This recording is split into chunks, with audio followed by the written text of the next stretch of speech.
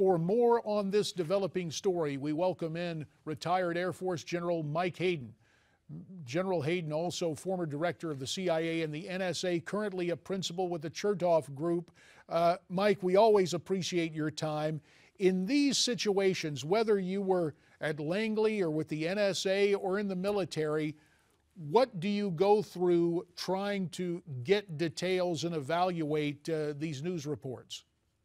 Well, it's really an interesting dynamic, JD. First of all, the most current source of the event is you in what you're showing. It is the newscast. And so without shame, you know, you've got the 7x24 networks on in your operations center, seeing what people on the ground are reporting. So that's the first thing. The second thing is you try to establish some linkage to liaison services, simply offering your assistance. You don't want to get in their way.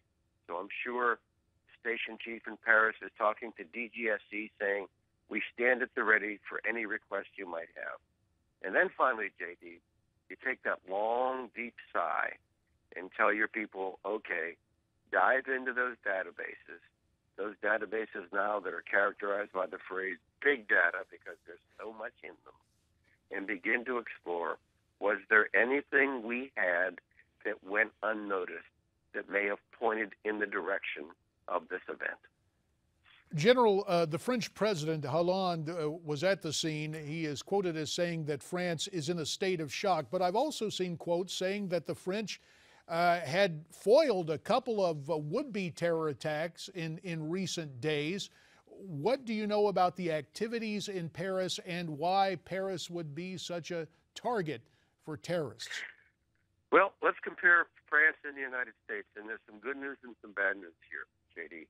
First of all, in terms of the ability to actually assimilate immigrants and make them part of the larger culture, we're actually pretty good at that. We've got our issues. We've seen these issues lately. But on balance, compared to the rest of the Western world, we really are world class. We're much better than the French at that. So you do have these isolated pockets. You've got arrondissements around Paris that are almost no-go zones for French security services. Now, on the other hand, the French security services, JD, are really good. DGSE is and the other services, they are very aggressive services and frankly have more freedom to act under French law than American services have to operate under U.S. law. So in one sense, the problem there might be worse, but the authorities the government has to deal with the problem probably a bit stronger than we have here. General, always in retrospect, we tend to hear about, quote, chatter and talk that there might be something that is coming. In the realm of intelligence chatter, do you have any information on what we were hearing or what some of your sources may have been hearing emanating from Paris?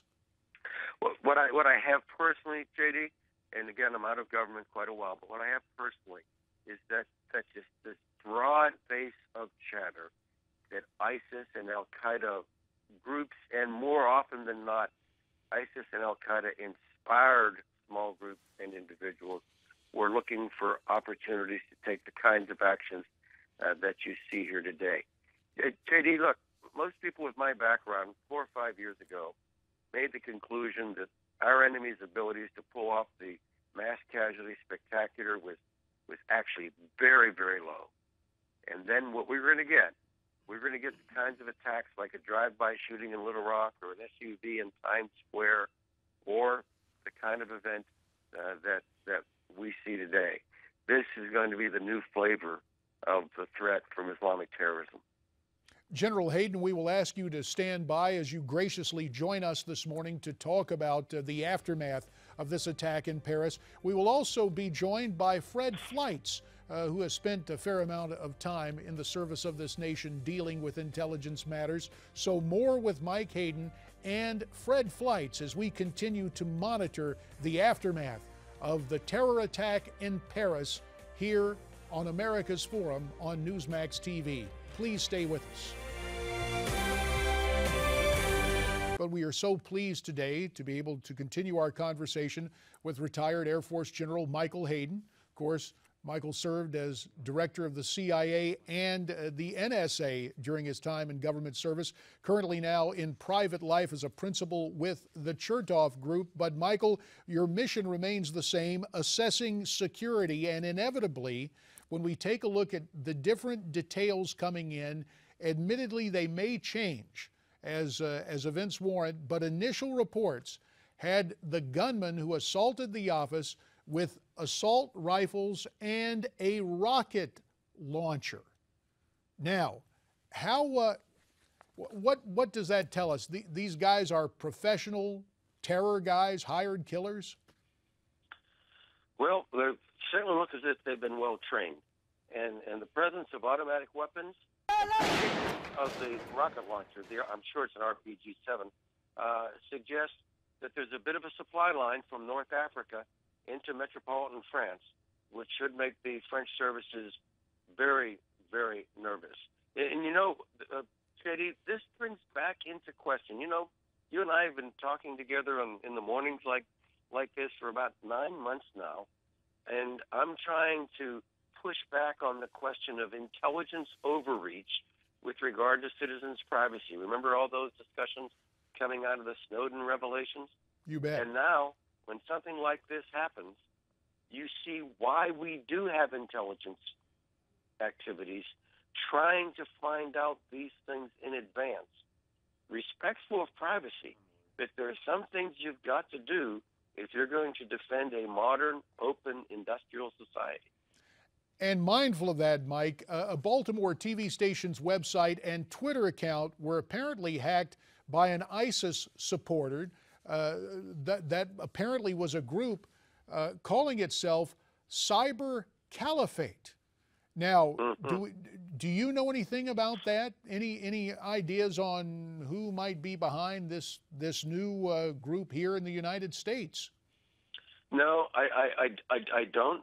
We've seen jihadist groups edging in the direction of this. We've seen a Syrian electronic army.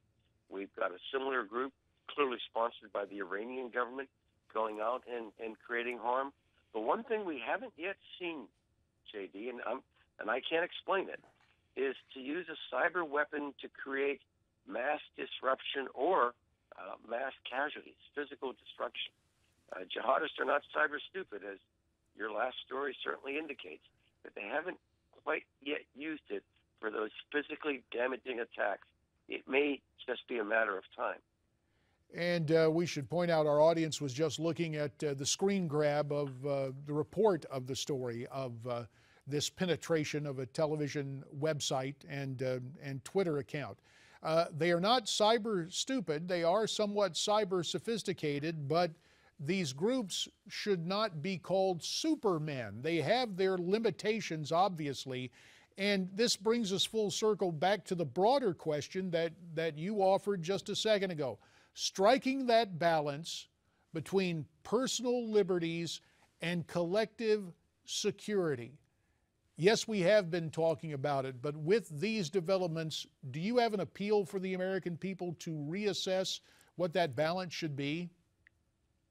Look, I do, and to use a quote I often use in my public speeches, JD, we all went to the same high school, so to speak. We all share American values, and we all, because of our heritage and history, fear government overreach. But you know, we wrote our Constitution because the government in front of it, the one under the Articles of Confederation, wasn't too powerful, it was too weak. And we needed to strengthen the government in order to secure the blessings of liberty for ourselves and our posterity. So government has a positive role to play here. And I think we've just gone through a period where the popular instinct was government bad. JD, there's a real interesting convergence going on here. And I think it's important to point out, in addition to this physical terrorist attack against a French satirical newspaper, you have undoubtedly a North Korean cyber attack against Sony Corporation North America. In both instances, you have renegade groups going after free speech. And so even privacy advocates now need to be sensitive that governments that lack power to defend us end up costing us our liberties in addition to our securities. You have set forth an interesting dynamic that free speech is under attack by cyber terrorists. Michael Hayden, we thank you for your insights, and America's Forum continues.